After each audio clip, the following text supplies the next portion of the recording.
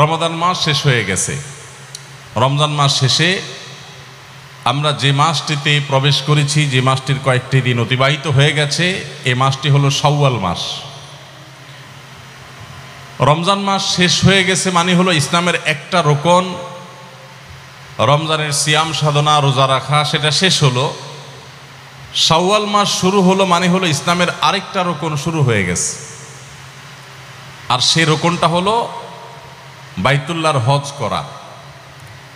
আল্লাহ সুবহানাহু ওয়া তাআলা কোরআনে কারিমে বলেছেন, আল হাজ্জু আশহুরুম মা'লুমাত। হজ এটা কয়েক মাস ব্যাপী এর সূচনা করা যেতে পারে, শুরু হওয়া যেতে পারে। হজের মৌসুমের মধ্যে পড়ে শাওয়াল, জিলকদ এবং জিলহজ।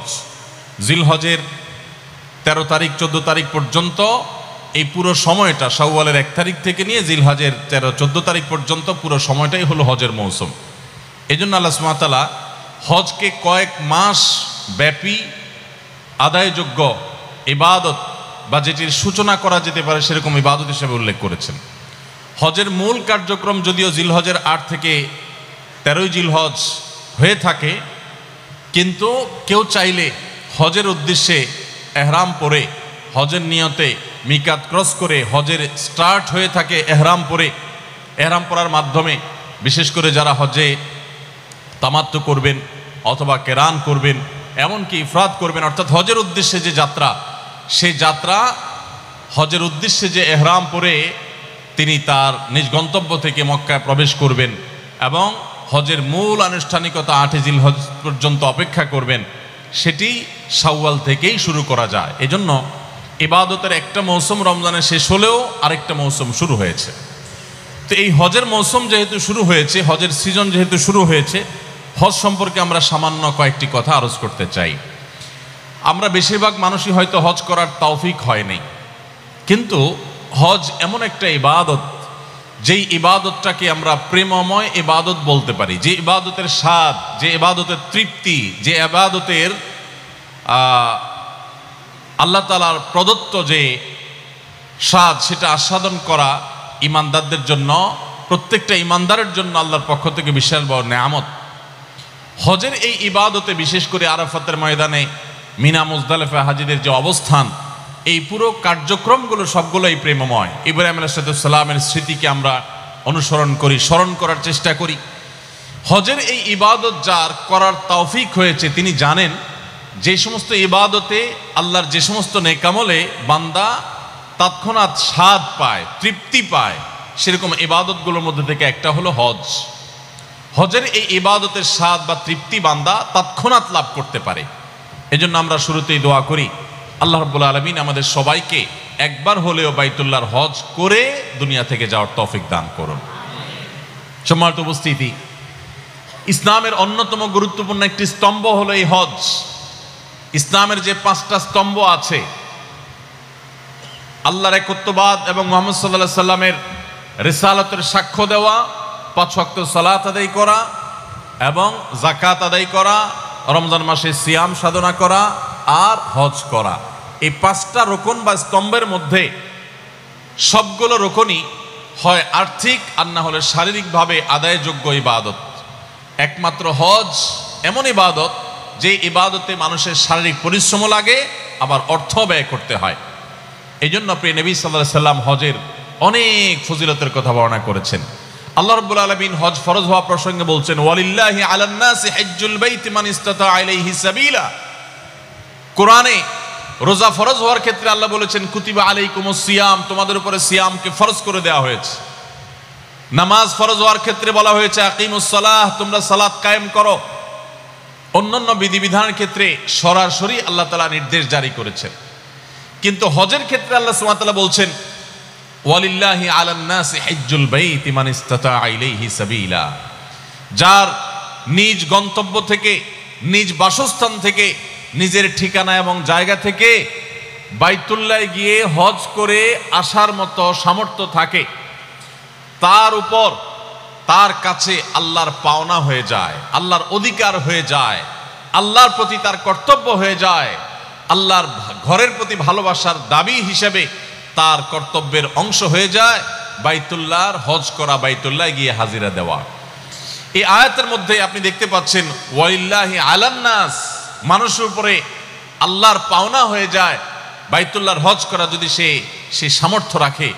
এই বলার ধরন এবং ধাঁচ বোঝা যায় যে এটা একটা প্রেমময় ইবাদত। অর্থাৎ আপনার টাকা পয়সা হবে, সামর্থ্য হবে, এরপর আপনি ঘর বাড়ি, দালান কোঠা, ব্যবসা বাণিজ্যের উন্নতি, এই সব কিছু চিন্তা পরে করে আল্লাহ আপনাকে যখনই সঙ্গতি দিবেন সর্বপ্রথম কর্তব্য হলো যে আপনি হজ করবেন। এমনকি জাকাতের জন্য আপনি 1 বছর অপেক্ষা করবেন।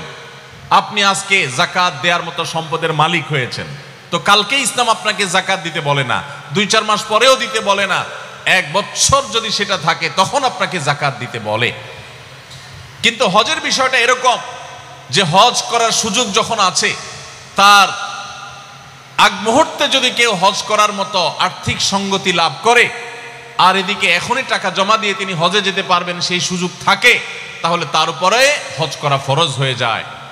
এটা এমন একটা প্রেমময় ইবাদত যে আপনার টাকা হওয়ার পর, সঙ্গতি হওয়ার পর সবকিছুর আগে আপনি হজ করবেন এবং দৌড় দিয়ে চলে যাবেন। আমাদের দেশ থেকে মানুষ সাধারণত হজে যায় হলো বুড়ো বয়সে, মানুষ যায় হলো রিজেক্টেড লাইফে। যখন গিয়ে মিনা, মুজদালিফা, আরাফা কোনো জায়গায় সে ভালো করে পারফর্ম করতে পারবে না, ইবাদতগুলো সঠিকভাবে পালন করতে পারবে না, ডানে যেতে চাইলে শরীরটা বামের দিকে টানবে, এরকম জটিল পরিস্থিতিতে শরীরটা যখন শেষ হয়ে যায়, যখন সেই স্টামিনা আর থাকে না, স্পৃহা আর থাকে না, সে উদ্যম আর থাকে না, ওই বয়সে মানুষ হজ করতে যায়। আজকে আপনাদের সবাইকে আমি বলতে চাই যে সবাই পাক্কা নিয়ত করেন এবং প্রতিজ্ঞা করেন, আল্লাহ রাব্বুল আলামিনের সঙ্গে ওয়াদা করবেন যে আল্লাহ যদি কখনো সঙ্গতি দেন, আর্থিক সঙ্গতি দেন, দুনিয়ার সমস্ত কাজ পরে যখনই হজ করে আসার মতো টাকার মালিক হবেন, সবকিছু পেছনে ফেলে রেখে 1 নম্বর কাজ হবে বাইতুল্লাহর হজ করা। চেষ্টা করা যাবে না ইনশাআল্লাহ? আল্লাহ আমাদের সবাইকে তৌফিক দান করুন। হজ এমন একটা ইবাদত ভাই, একবার জীবনে যারা হজ করেছেন, এমনকি উমরা করেছেন, কোন সালাফ যেটাকে ছোট হজ বলেছেন, এই হজ যদি কেউ জীবনে একবার করে থাকেন তিনি জানেন এর স্বাদ কি। মরণ পর্যন্ত হজের সে স্মৃতিগুলো তিনি ভুলতে পারেন না। জীবনে বহু জায়গায় আপনি সফর করে থাকতে পারেন, অনেক দেশ আপনি ভ্রমণ করে থাকতে পারেন, কিন্তু হজের যে স্মৃতিগুলো, মিনা, মুজদালিফা, আরাফায় অবস্থান এবং জামারাতে পাথর নিক্ষেপ, বাইতুল্লাহর তাওয়াফ এবং অন্যান্য কর্মকাণ্ডগুলো, এগুলো যারা হাজী সাহেব তারা বলতে পারবেন জীবনে কখনো সেই স্মৃতিগুলো তারা ভুলতে পারেন না। অন্তরে এমনভাবে সিল পড়ে যায়, এমনভাবে সেটা গেঁথে যায় যেটাকে মানুষ ভুলতে পারে না। এই জন্য যাদের জীবনে হজ করার তৌফিক হয় নাই, তারা আল্লাহর কাছে এখন থেকে চোখের পানি ফেলে দোয়া করতে থাকেন, আল্লাহ তোমার বাইতুল্লাহর জিয়ারত করা ছাড়া, হজ করা ছাড়া তুমি দুনিয়া থেকে নিও না। অনেক গরিব মানুষ আছেন, অনেক অভাবী মানুষ আছেন, তাদের প্রতিজ্ঞা, তাদের দৃঢ় চেতা, ইচ্ছা শক্তি আল্লাহর কাছে সেভাবে দোয়া এবং কামনা করার কারণে আল্লাহ রাব্বুল আলামিন তাদেরকে হজ করার তৌফিক দিয়েছেন। আবার বহু পয়সাওয়ালা মানুষ আছে যাদের হজ করার তৌফিক হয় নাই। এজন্য সবাই হজের নিয়ত করবো তো ইনশাআল্লাহ। শুধু নিয়ত করলে হবে না, তার জন্য এখন থেকে চেষ্টা শুরু করে দেন। আপনি একজন গরিব অভাবী মানুষ, আপনি একজন খেটে খাওয়া দিনমজুর মানুষ, আপনি একজন স্বল্প আয়ী মানুষ, আপনি হয়তো চিন্তা করতে পারেন এখন 6-7-8 লাখ টাকা দরকার হয় হজ করার জন্য, এত টাকা আমি কোত্থেকে জোগাড় করব। এই চিন্তা না করে আপনার কাছে এখন যতটুকু সামর্থ্য আছে সেখান থেকে অল্প অল্প সামান্য সামান্য টাকা জোগাড় করে হলেও আপনি হজের জন্য বিসমিল্লাহ করে জমা করে শুরু করে দেন, রাখতে শুরু করেন, আর এদিকে চোখের পানি ফেলতে থাকেন, দোয়া করতে থাকেন। দেখবেন অলৌকিকভাবে আল্লাহ রাব্বুল আলামিন কুদরতিভাবে আপনার সমস্ত টাকার ব্যবস্থা করে দিবেন ইনশাআল্লাহ। ভাইরা আমার, ইসলামের 5টি স্তম্ভের মধ্যে থেকে এই স্তম্ভটা অত্যন্ত গুরুত্বপূর্ণ, অত্যন্ত গুরুত্বপূর্ণ। নামাজের মধ্যে শারীরিক ইবাদত আছে, রোজার মধ্যে শারীরিক ইবাদত আছে। ঈমান আনতে কোনো অর্থ দরকার হয় না, শারীরিক ইবাদত, ঈমান আনাটাও শারীরিক বিষয়। অন্তরের বিশ্বাস আর মুখের উচ্চারণ, অঙ্গ প্রত্যঙ্গ দ্বারা সেটা সম্পাদন, ঈমানের রোকন। কিন্তু হজ এমন একটা ইবাদত যেটা ঈমান, নামাজ, যাকাত, রোজা এগুলোর মতো না যে শারীরিকভাবে শুধু ইবাদত করতে হয় বা আর্থিকভাবে। যাকাতের জন্য শুধু অর্থ দরকার হয়, শারীরিক কায়িক পরিশ্রম দরকার হয় না। হজ এমন একটা ইবাদত, এখানে আপনার শারীরিক পরিশ্রমও লাগে, আবার অর্থ ব্যয় করা লাগে। আপনার কোনো বন্ধুকে আপনি ভালোবাসেন, সেটা জাহির করার জন্য টাকা আছে প্রচুর, আপনার হাতে সময় নাই, ব্যস্ত মানুষ, ব্যবসায়ী মানুষ, তো অনেক সময় আপনি তাকে বলেন দোস্ত লাগলে টাকা নিয়ে যাও, সময় আমি দিতে পারবো না। আবার অনেক সময় দেখা যায় আপনি গরিব মানুষ, বন্ধুর জন্য আপনি সময় দিয়ে উপকার করতে পারেন কিন্তু টাকা দিতে পারেন না, কারণ আপনি গরিব মানুষ। কিন্তু যদি কখনো বন্ধুর জন্য আপনি শারীরিক ইবাদত, শারীরিক উপকারিতা, সময় দিয়ে আপনি তাকে উপকার করতে পারেন, আবার অর্থ দিয়ে উপকার করতে পারেন, এই জিনিসটা আপনার জন্য যেরকম ভালো লাগে কাজ করবে, সত্যিকারের বন্ধুর পরিচয় আপনি দিতে পারবেন। ঠিক একইভাবে আল্লাহর ইবাদত যেগুলোতে অর্থ লাগে না, শুধু শারীরিক ইবাদত করা যায়, অনেকেই করতে পারে। আবার কিছু ইবাদত আছে যেগুলা আর্থিক ইবাদত, বড় লোকরা জাকাত দিতে পারে, দান করতে পারে, কিন্তু নামাজ পড়ার সময় পায় না।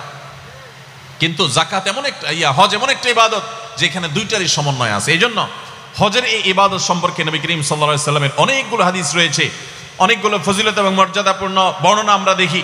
এর ভিতরে একটা হাদিস হলো যেটা আমি পড়লাম, মান হাজ্জা ফালাম ইয়ারফুস ওয়ালাম ইয়াফসুক, যে ব্যক্তি বাইতুল্লাহর হজ করলো, সেখানে কোনো পাপাচারে লিপ্ত হলো না, কোনো গুনাহের কাজে লিপ্ত হলো না, নারী গতিতে কোনো অপরাধে লিপ্ত হলো না, তাহলে সে ব্যক্তি হজ করে যখন ফিরে আসে, ফ্রেশ হজ করতে পারলে, ত্রুটিমুক্ত হজ করতে পারলে, মায়ের পেট থেকে ভূমিষ্ঠ হওয়া সদ্য নবজাতক শিশুর মতো নিষ্পাপ হয়ে সে ফিরে আসে। অন্য হাদিসে নবী সাল্লাল্লাহু আলাইহি ওয়াসাল্লাম বলেছেন, আল হাজ্জুল মাবরুর লাইসা লাহুল জাযাউ ইল্লাল জান্নাহ, একটি ভালো হজ, যে হজ ত্রুটিমুক্ত, যে হজ বিভিন্ন আমল দ্বারা পরিপূর্ণ, এরকম একটা হজের বিনিময় আল্লাহর কাছে জান্নাত ছাড়া আর কিছুই নয়। এর বিপরীতে ওমর রাদিয়াল্লাহু তাআলা আনহু একটি বর্ণনা রয়েছে, যদি কেউ হজ করার সামর্থ্য রাখে অথচ সে হজ করলো না, তাহলে সে ইহুদি হয়ে কিংবা খ্রিস্টান হয়ে কিংবা অন্য ধর্মাবলম্বী মানুষ হয়ে বেঈমান হয়ে মারা যায়, এতে আল্লাহ বা তার রাসূলের কিছু যায় আসে না। অত্যন্ত ভয়াবহ সতর্কবাণী। এজন্য ভাইরা আমার, আমাদের সমাজে অনেক মানুষ আছেন যাদের হজ ফরজ হয়ে গেছে, তারা হজকে বিলম্ব করেন। কেন বিলম্ব করেন? এক সময় আমরা শুনতাম যে মেয়ে বিয়ে দেওয়া ছাড়া হজ করা যায় না, অথচ এগুলা ভিত্তিহীন কথা। আপনার হজ করার মতো সামর্থ্য হয়ে গেছে, বিয়ের উপযুক্ত মেয়ে আছে, হয়তো তার বিয়ে হয় নাই, আরো 2 বছর দেরি হবে, কখন হবে আল্লাহ ভালো জানে, আপনি তার জন্য অপেক্ষা করবেন না, দ্রুততার সাথে আপনি হজে চলে যাবেন। ঠিক একইভাবে অনেকে মনে করেন যে জোয়ান বয়সে হজ করা যায় না। কেন জোয়ান বয়সে হজ করা যায় না? কারণ জোয়ান বয়সে হজ করে ফেললে, এত সকাল আমরা ভালো হয়ে গেলে, হজ করে গেলে, অনেকে মনে করে হজ করে ফেললে আর আকাম কুকাম করা যায় না, খারাপ কাজ করা যায় না।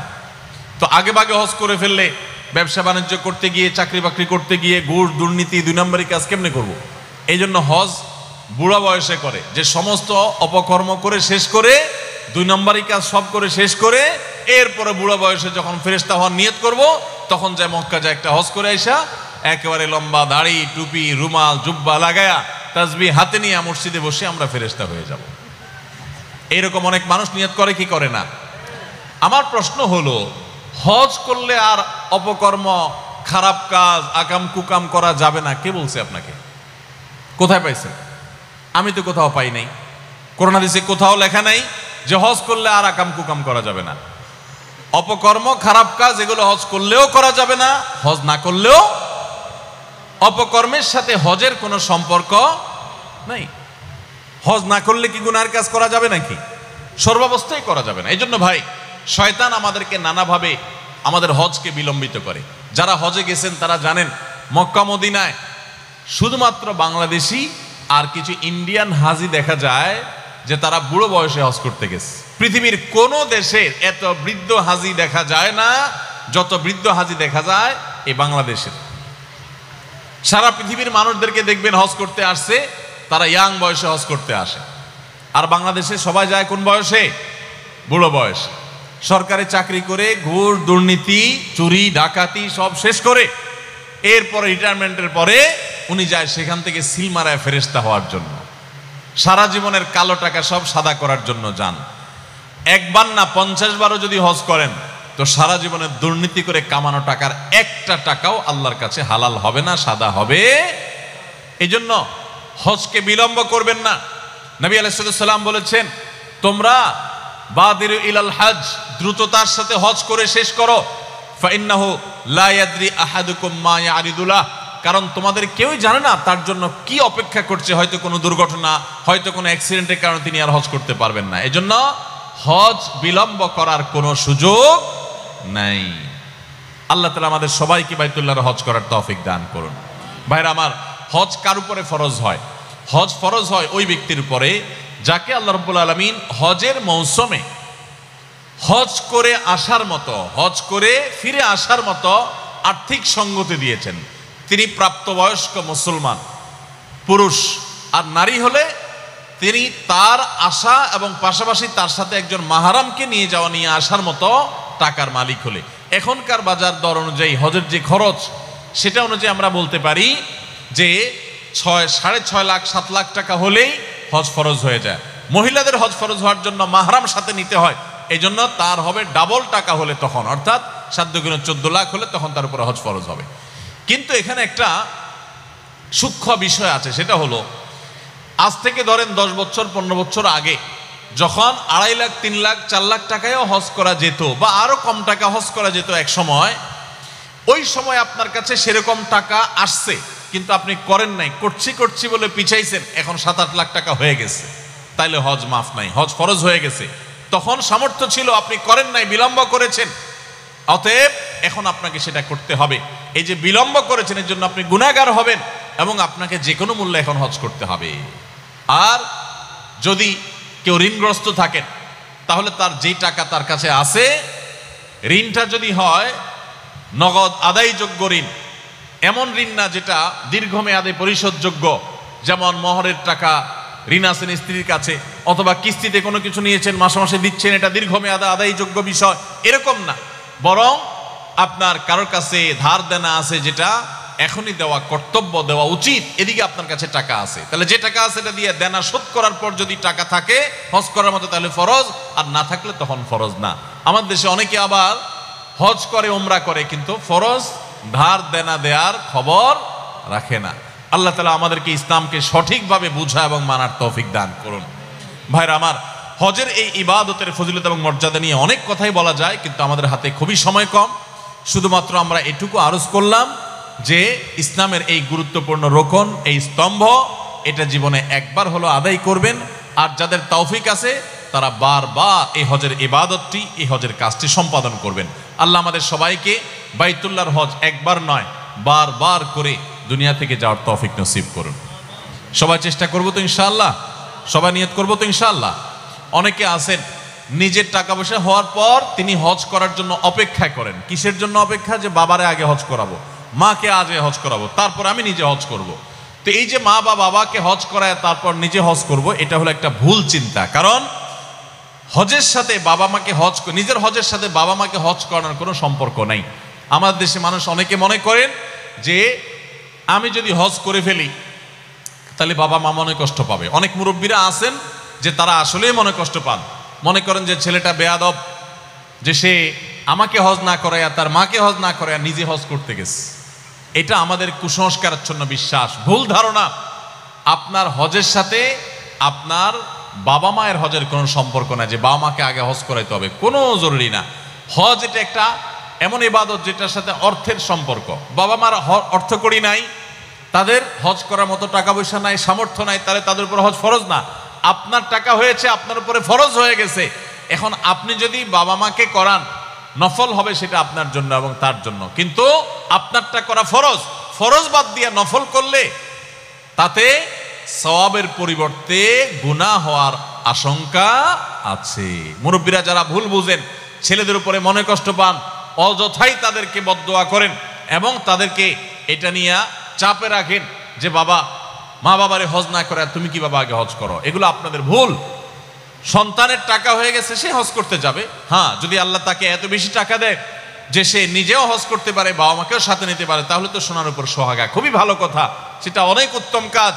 কিন্তু মাত্র একজন টাকা হজ করার মতো টাকা ছেলের কাছে হয়েছে, তাহলে এখন ছেলের উপরে হজ ফরজ, বাবা মা নয়, বরং তিনি নিজের হজ করবেন এবং বাবা মার জন্য দোয়া করবেন, চেষ্টা করবেন পরবর্তীতে তাদেরকে নেওয়ার। আল্লাহ তাআলা আমাদের সবাইকে বাইতুল্লাহর হজ এটাকে সঠিকভাবে যথাযথভাবে আদায় করার তৌফিক দান করুন। যারা হজে যাচ্ছেন বা যাবেন, আপনাদের প্রতি আমার একটা অনুরোধ, সেটা হলো হজে যাওয়ার আগে পর্যাপ্ত প্রশিক্ষণ নেবেন, পড়াশোনা করবেন, হজ সম্পর্কে ভালো করে জ্ঞান অর্জন করবেন, তারপরে হজের যাত্রা শুরু করবেন। কারণ হজ এমন একটা ইবাদত যে এই ইবাদত জীবনে যেহেতু একবার ফরজ হয়, একবার করতে গিয়ে দেখা যায় যে সঠিকভাবে করা সম্ভব হয় না। দিনে যা বারবার করা হয় 5 ওয়াক্ত নামাজ, সেজন্য এটা আমাদের ভুল হয় কম, কিন্তু হজ যেতে একবার করা লাগে ভুল টুল হয়ে যায়, আবার জীবনে কখনো সুযোগ নাও হতে পারে। এজন্য নির্ভুলভাবে হজ করার জন্য যথাযথ প্রশিক্ষণ দরকার, ভালো করে শেখা দরকার। আমরা সুন্নাহ ফাউন্ডেশন থেকে গত বছর হাজিদেরকে প্রশিক্ষণ দিয়েছিলাম বিনামূল্যে। আর সুন্নাহ ফাউন্ডেশনের দাওয়াতি কাজের অংশ হিসাবে আমরা গত বছর ঢাকার বিয়াম মিলনায়তনে প্রায় সহস্র হাজিকে একাধিক দফায়, কয়েক দফায় আমরা হজের ট্রেনিং দিয়েছিলাম। এই বছর আমরা চিন্তা ভাবনা করছি চট্টগ্রাম বিভাগের মানুষদের সুবিধার্থে, তাদের অনেকের জন্য ঢাকায় গিয়ে ট্রেনিং নেওয়া কঠিন, তো চট্টগ্রামে কোনো একটা জায়গা যদি সম্ভব হয়, আমরা আল্লাহর ঘরের মেহমানদেরকে কিভাবে তারা হজ সম্পাদন করবেন সেটা আমরা ট্রেনিং দিতে চাই, যদি আল্লাহ তৌফিক দান করেন। এছাড়া আপনাদের জানাশোনা উলামা একরামের তত্ত্বাবধানে যেখানে ভালো প্রশিক্ষণ হয় আপনারা হজটা শিখে যাবেন। একে তো আমাদের দেশ থেকে মুরব্বী চাচারা যান, বাবার বয়সে লোকেরা যান, যাদের হজ করার মতো শারীরিক সঙ্গতি নাই। আবার দ্বিতীয়ত হলো ভালো করে শিখে যান না, যার কারণে হজ আর হজ হয় না। হজ অনেক সময় বোম্বে হজ হয়ে যায়। বোম্বে হজ জানেন, এক সময় নাকি হাজি সাহেবরা যখন পায়ে হেঁটে জাহাজি করে ভেঙে ভেঙে যেতে হতো, মাসকে মাস লাগতো, তখন অনেক হাজি বাংলাদেশ থেকে যখন যেতেন কলকাতায় নাখোদার মসজিদ নামে একটা মসজিদ আছে, এখানে নাকি হাজি সাহেবরা অবস্থান করতেন। ওই মসজিদে আমি যাওয়ার সুযোগ হয়েছে। তো এরপরে আবার হাঁটতে হাঁটতে দীর্ঘ পথ পাড়ি দিতেন, একটা পর্যায়ে মুম্বা পর্যন্ত যেতেন, তারপরে জাহাজে করে সমুদ্র পাড়ি দিতেন, আবার হাঁটা শুরু করতেন। তো এই দীর্ঘ পথ যেতে যেতে অনেক হাজি অসুস্থ হয়ে যেত। অসুস্থ হয়ে গেলে এত বেশি অসুস্থ যে তার আর হাঁটার অবস্থা নেই, আবার তাকে দেশে ফেরা পাঠানোর সুযোগ নেই, তখন তাকে নাকি মুম্বাইয়ে রেখে তারপর হাজিরা জাহাজে উঠতো, কারণ জাহাজে অসুস্থ হয়ে গেলে তখন তাকে নিয়ে কোন দিক যাবে। এই জন্য ওখানে রেখে দিত, যে স্থানীয় ট্রিটমেন্ট করে তিনি যদি ভালো থাকতেন, বেঁচে থাকতেন, তো হাজিরা হজ করে ফেরত যাওয়ার সময় তাকে নিয়ে দেশে আসতেন। তো দেশে আসার পর সবাই তো মক্কা মদিনা যায় হজ করে আসছে, আর এই লোক যারা মুম্বাই রাখছে আবার হাজিদের সাথে ফেরত চলে আসছে, তার নাম দিত এলাকার মানুষ বোম্বাই হাজি। সে বোম্বাই থেকে ফেরত হয়েছে। তো হজ যদি ভালো করে প্রশিক্ষণ না নেন, শিখে না যান, সুস্থ সবল সময়ে না যান, তাহলে মক্কার হাজি না হইয়া বোম্বাই হাজি হওয়া লাগবে।